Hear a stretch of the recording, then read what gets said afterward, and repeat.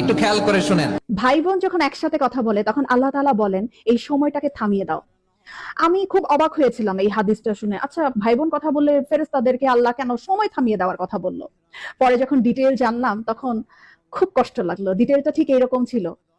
ভাই বোনের সাথে এই পৃথিবীর পরে আর কখনোই দেখা হবে না।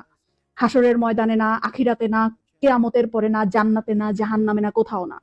বাবা মার সাথে দেখা হওয়ার সম্ভাবনা আছে, স্বামী স্ত্রীর সাথেও দেখা হওয়ার সম্ভাবনা আছে, ছেলে মেয়ের সাথেও দেখা হওয়ার সম্ভাবনা আছে, কিন্তু ভাই বোনের সাথে সম্পর্ক শুধুমাত্র এই পৃথিবী পর্যন্তই। তখন এত খারাপ লাগলো ব্যাপারটা জেনে যে আমার যে বোন আছে অথবা আমার যে ভাই আছে তার সাথে আমার আর কখনোই দেখা হবে না এই পৃথিবীর পরে। মানে মরে যাওয়ার পরে তার সাথে আর আমার কখনোই কথা হবে না। এত ক্ষণস্থায়ী একটা সম্পর্ক আমাদের।